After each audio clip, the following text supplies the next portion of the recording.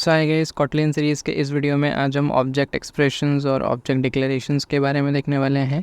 सो काफ़ी interesting video है, कुछ नया है जो कि कॉटलिन में ही प्रोवाइडेड है। So without any delay let's start. अगर आपने हमारे प्रीवियस वीडियोस नहीं देखे हैं so do watch them out. So अब तक अगर हमें ऑब्जेक्ट्स बनाने होते थे तो सबसे पहले हम क्लास जो कि ब्लूप्रिंट होता है वो डिफ़ाइन करते थे, और जितने भी हमें ऑब्जेक्ट्स बनाने हैं उतने ऑब्जेक्ट्स हम क्रिएट करते थे। ओके, बट इन कॉटलिन हम बिना क्लास के भी ऑब्जेक्ट क्रिएट कर सकते हैं। ओके, हम डायरेक्टली ऑब्जेक्ट क्रिएट करेंगे और उसकी बॉडी पूरी तरह से डिफ़ाइन कर देंगे, लाइक क्या वेरिएबल्स होंगे, क्या प्रॉपर्टीज़ होंगी, क्या फंक्शंस होंगे, एवरीथिंग हम डिफ़ाइन कर लेंगे। एंड हमें अलग से क्लास मेंटेन करने की नीड नहीं है। सो लेट्स सी कैसे। सो अभी अगर मुझे एक ऑब्जेक्ट क्रिएट करना है सो मैं ऑब्जेक्ट कीवर्ड का यूज़ करूँगा, ऑब्जेक्ट, और फिर मुझे मेरे ऑब्जेक्ट का जो भी नाम रखना है। तो सेव मैंने नाम दे दिया ABC। ओके, सो अब सीधा मैं इसकी पूरी बॉडी डिफाइन करूँगा, लाइक मुझे इसके अंदर क्या प्रॉपर्टीज़ रखनी है, क्या जो भी कुछ रखना है, क्या फंक्शंस रखने हैं, एवरीथिंग। से मैंने दे दिया val name. Okay, name will be equals to anything, say ABC ही रख देते हैं हम। ओके, अभी मैं चाहूँ तो इसके अंदर कुछ फंक्शन भी डिफाइन कर सकता हूँ, fun get name. Okay, and यहाँ पर मैं कोई प्रिंट स्टेटमेंट रख देता हूँ, से प्रिंट ln रखते हैं, name is ABC, is ABC। Fine. So अभी ऑब्जेक्ट हमारा क्रिएट हो गया है। सो अब हम इस ऑब्जेक्ट को एक्सेस कैसे करेंगे? तो बहुत ही सिंपल है, मैं यहाँ का लिखता हूँ प्रिंट ln। ओके, सो यहाँ पे क्योंकि हम ऑलरेडी ऑब्जेक्ट क्रिएट करें तो मुझे अलग से ABC का कोई ऑब्जेक्ट बनाने की नीड नहीं, क्योंकि ये कोई क्लास नहीं है, ये ऑलरेडी एक ऑब्जेक्ट है। हम सीधा उसके नेम से उसे एक्सेस करेंगे, ABC डॉट। तो ABC की जो भी प्रॉपर्टीज़ और फंक्शंस है सब यहाँ पे लिस्ट आउट होके आ रहे हैं, दिख रहे हैं हमें। पहली प्रॉपर्टी नेम जो है वेल वाली वो हमें दिख रही है, उसका जो फंक्शन है गेट नेम वो भी दिख रहा है। एंड मोरोवर जो हमारे नॉर्मल क्लास के ऑब्जेक्ट के पास होते हैं जो कि उससे एनी से मिले होते हैं, to string equal hash code, ये सारे फंक्शंस भी हमें दिख रहे हैं। Okay, so let's see. अब उसका मेथड को भी कॉल कर देते हैं, ABC dot get name. So let's run it and check. So as you can see output हमें आ चुका है, ABC डॉट नेम अपना वैल्यू यहाँ पे प्रिंट कर दिया है विच इज़ ABC। और उसके बाद में आप यहाँ पे देख सकते हो जो मेरा नेक्स्ट था ABC dot get name, object dot get name जो फंक्शन डिफाइन था, उसने भी अपना रिजल्ट प्रिंट कर दिया है। सो यहाँ मैंने जो किया उसे हम कहते हैं ऑब्जेक्ट डिक्लेरेशन। सो यहाँ मैंने जो ऑब्जेक्ट ABC डिक्लेयर किया है उसके अंदर उसकी प्रॉपर्टीज़ और उसके मेथड्स को डिफाइन किया है और मैंने उन्हें एक्सेस किया है। मैं जितने चाहूँ उतने ऑब्जेक्ट्स यहाँ पे क्रिएट कर सकता हूँ। ओके, सो ये जो ऑब्जेक्ट डिक्लेरेशन है इसके बारे में कुछ पॉइंट्स आपको याद रखने हैं। एक और चीज़ मैं यहाँ पे दिखा देता हूँ। सी, इस ऑब्जेक्ट डिक्लेरेशन में जैसे मैंने यहाँ कंस्ट्रक्टर बनाने की कोशिश की तो मुझे एरर आ रहा है। ओके, और यहाँ पे ये एरर में क्या कह रहा है, constructors are not allowed for objects. तो क्योंकि आपने यहाँ पे क्लास नहीं बनाया, आपने एक ऑब्जेक्ट बनाया है, तो यहाँ पर आप कंस्ट्रक्टर इसके लिए डिफाइन नहीं कर सकते हो। तो ये एक चीज़ आपको याद रखना है जब आप ऑब्जेक्ट्स को डिक्लेयर कर रहे हो, कि आप इसके लिए कोई भी कंस्ट्रक्टर स्पेसिफाई नहीं कर सकते। सो नाउ जैसे आप नॉर्मल क्लासेस में किसी दूसरे क्लास से इनहेरिट करवाते थे या कोई दूसरा इंटरफेस आप इम्प्लीमेंट करते थे, तो वो सेम चीज़ आप ऑब्जेक्ट डिक्लेरेशन में भी कर सकते हो। जस्ट फॉर इससे मान लीजिए यहाँ पे मेरे पास एक क्लास X है, अंदर मैं कुछ भी अभी नहीं लिख रहा हूँ, जस्ट मैं दिखाना चाहता हूँ, और मैं चाहता हूँ कि मेरा ये ऑब्जेक्ट जो है उससे इनहेरिट करे, क्लास X से इनहेरिट करे। तो यहाँ पे मैंने X इनहेरिट करवा दिया है X से। ओके, सो ऑब्वियस सी बात है ये बोलेगा ही पहले हमें कंस्ट्रक्टर इन्वोक करने, एंड अगेन फिर कहेगा कि X को हमें ओपन करना होगा ताकि हम इसे इनहेरिट कर सकें, राइट। तो सी, तो ये इनहेरिट वैसे ही कर रहा है, और अगर आप इंटरफेस इम्प्लीमेंट करना चाहते हो तो आप सेम वे में कर सकते हो। So there is nothing different over here. Now see, object keyword से जब हमने एक ऑब्जेक्ट बनाया ABC, तो इसका एक ही इंस्टेंस क्रिएट हुआ है जो कि हम यहाँ पे एक्सेस कर रहे हैं with the object name. Okay, so मैंने ABC करके एक ऑब्जेक्ट बनाया है और मैं सीधा उसके थ्रू उसकी प्रॉपर्टीज़ को एक्सेस कर रहा हूँ। ABC का दूसरा इंस्टेंस मैं नहीं बना सकता। ओके, सो ये बॉडी के साथ ABC नाम के साथ ऑब्वियस सी बात है दूसरा एक इंस्टेंस नहीं बनेगा।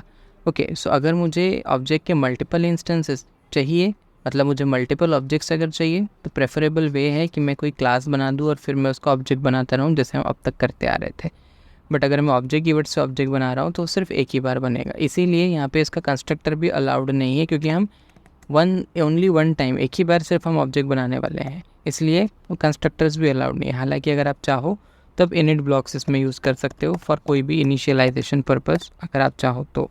ओके, सो ये तो ऑब्जेक्ट के बारे में। अब ये जो एक बार हम इसको बना सकते हैं या एक ही बार ये जो इंस्टेंशिएट होता है, ये प्रॉपर्टी का यूज़ जो है सिंगलटन पैटर्न में काफ़ी हेल्पफुल होता है। तो सिंगलटन पैटर्न मतलब क्या? सिंगलटन पैटर्न यानी एक ऐसा ऑब्जेक्ट पैटर्न जिसमें कि ऑब्जेक्ट जो है सिर्फ एक ही बार क्रिएट होता है थ्रू आउट द ऐप या थ्रू आउट द प्रोजेक्ट। इसकी काफ़ी यूज़ केसेस भी होते हैं। जस्ट फॉर एग्जांपल मैं कह रहा हूँ, अगर मान लीजिए आपके पास कोई ऐप है और आपको मल्टीपल पेजेस में डेटाबेस को बार बार एक्सेस करना पड़ रहा है for any kind of operation, कुछ इंसर्ट करने के लिए, कुछ डिलीट करने के लिए, कुछ भी करने के लिए, तो क्या आप एवरी टाइम हर बार आप डेटाबेस को एक्सेस करने के लिए एक ऑब्जेक्ट क्रिएट करोगे? तो ऑब्वियस सी बात है नहीं, क्योंकि अगर आप ऐसा करते हो तो मल्टीपल डेटाबेस को एक्सेस करने के ऑब्जेक्ट बन जाएंगे। ओके, तो डेटाबेस के जो ऑब्जेक्ट्स हैं आपके मल्टीपल क्रिएट हो जाएंगे जो कि यूज़लेस होगा। ओके, क्योंकि एट अ टाइम तो आप एक ही बार उसको यूज़ करने वाले हो। ओके, सो ऐसे केसेस में प्रेफर्ड वे क्या है कि हम एक ऐसा क्लास बनाए, एक ही क्लास के अंदर एक क्लास बनाए, उस क्लास के अंदर हमारे डेटाबेस के रिलेटेड जो भी ऑपरेशंस है, जो भी वेरिएबल्स है, उसे डिफाइन करें और उसे सिर्फ एक बार, once in the lifetime of app हम उसे इनिशियलाइज़ करें, probably at the start of the app या स्टार्ट ऑफ द प्रोजेक्ट। आप एक ही बार इंस्टेंशिएट करो और थ्रू आउट द ऐप या थ्रू आउट द प्रोजेक्ट आप उस एक इंस्टेंस को ही यूज़ करते रहो for any kind of purpose. उसको हम बोलते हैं सिंगलटन पैटर्न। ओके, तो यहाँ पर भी इस ऑब्जेक्ट कीवर्ड के हेल्प से हम वैसा सिंगलटन पैटर्न अचीव कर सकते हैं। सो जस्ट फॉर वही एग्जांपल हम लेते हैं। अगर मुझे मान लीजिए कि मुझे डेटाबेस का कोई ऑब्जेक्ट बनाना है, तो मैं ऑब्जेक्ट कीवर्ड के हेल्प से यहाँ पे डेटाबेस हेल्पर या कोई भी नाम देके एक डेटाबेस का ऑब्जेक्ट बना दूंगा। ओके, डेटाबेस हेल्पर का एक ऑब्जेक्ट क्रिएट करूँगा, उसके अंदर डेटाबेस का ऑब्जेक्ट वगैरह अगर मुझे चाहिए तो मैं इनिट में डिफाइन कर दूँगा और जो भी नीडेड मेथड्स होंगे वो सब मैं यहाँ पे डिफाइन कर दूँगा। अब क्योंकि ये ऑब्जेक्ट कीवर्ड से बना है तो ये क्या होगा, एक ही बार इंस्टेंशिएट होगा, एक ही बार इसका ऑब्जेक्ट क्रिएट होने वाला है। ओके, और मल्टीपल इंस्टेंसेस तो इसके बन नहीं सकते। तो थ्रू आउट द ऐप मुझे जब भी नीडेड होगा मैं ABC डॉट जो भी मेथड है या डेटाबेस हेल्पर डॉट जो भी नाम होगा, मैं उससे उसके हेल्प से उसको क्या करता रहूँगा, एक्सेस करता रहूँगा, उस डेटाबेस को मैं एक्सेस करता रहूँगा। सो क्योंकि एक ही बार इंस्टेंस क्रिएट होता है ऑब्जेक्ट से, इसलिए ये सिंगलटन पैटर्न में काफ़ी ज़्यादा हेल्पफुल है। सो आई होप आपको ये समझ में आया होगा। अब हम एक नेक्स्ट चीज़ जो है हमारा ऑब्जेक्ट एक्सप्रेशन, उसको देखने वाले हैं। तो पहले मैं ये जो चीज़ें किया हूँ उसे हटा देता हूँ। Okay, so let's focus on object expression. So now see, object expression नाम से ही समझ में आ रहा है कि ऑब्जेक्ट जो है वो एक एक्सप्रेशन के तौर पे यूज़ होने वाला है। तो किस तरह से? तो यहाँ पर पहले तो हम इससे हटा देते हैं एंड लेट्स सी अभी मैं ऑब्जेक्ट क्रिएट कर सकता हूँ यूजिंग ऑब्जेक्ट कीवर्ड, ये हमने ऑलरेडी ऑब्जेक्ट डिक्लेरेशन में देखा। तो जब हम ऐसा ही कुछ करके एक एक्सप्रेशन के थ्रू उसे दूसरे वेरिएबल में असाइन करें तो उसको हम बोल सकते हैं एक्सप्रेशन। तो यहाँ पर से फॉर एग्जांपल मैंने एक ऑब्जेक्ट लिया, वेरिएबल बनाया है। ओके, और अब मैं एक ऑब्जेक्ट डिफाइन कर रहा हूँ। अब यहाँ पे अगर आप देखोगे तो मैंने इस ऑब्जेक्ट को कोई भी नाम नहीं दिया। अब इसके अंदर जो भी प्रॉपर्टी है, जो मेथड्स मुझे डिफाइन करना है वो मैं कर सकता हूँ। तो टाइम बचाने के लिए मैंने ABC में जो लिखा था वही मैं यहाँ पेस्ट कर दे रहा हूँ। सो क्योंकि ये ऑब्जेक्ट जो है ये यहाँ पे इस असाइनमेंट ऑपरेटर के थ्रू यहाँ पे असाइंड है इस वेरिएबल को, इसलिए हम इसे कहते हैं ऑब्जेक्ट एक्सप्रेशन। अब ये ऑब्जेक्ट एक्सप्रेशन एक्चुअली में कॉटलिन में क्या काम करता है? तो ऑब्जेक्ट एक्सप्रेशन एनोनिमस क्लास का एक सब्सटीट्यूट है कॉटलिन में।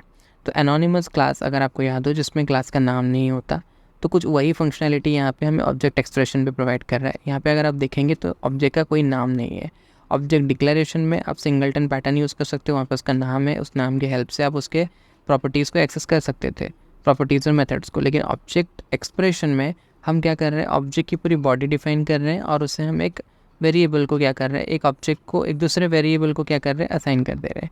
ओके, सो क्योंकि ये एक टाइप का एनोनिमस क्लास ही है, इसलिए हम इसको एनोनिमस ऑब्जेक्ट भी बोल सकते हैं। अब इस एनोनिमस ऑब्जेक्ट के जितने भी प्रॉपर्टीज़ है उसे हम कैसे एक्सेस करेंगे?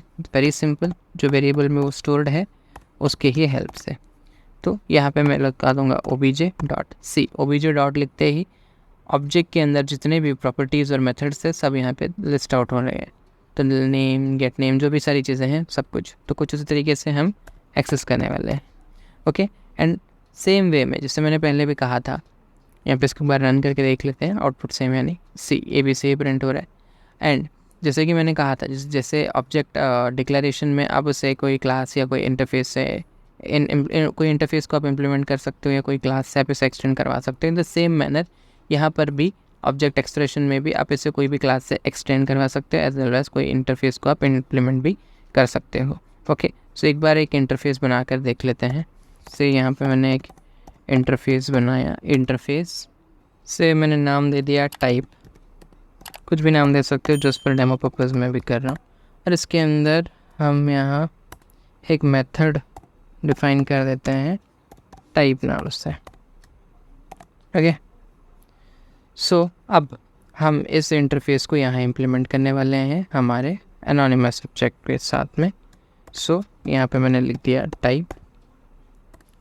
जैसे मैंने टाइप लिखा, मुझे यहाँ एरर आ रहा है और कह रहा है कि इम्प्लीमेंट द मेंबर्स।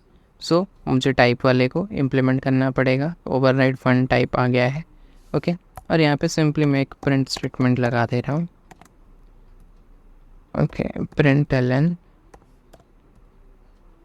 और यहाँ पे दिस इज एनोनिमस ऑब्जेक्ट और कुछ नहीं।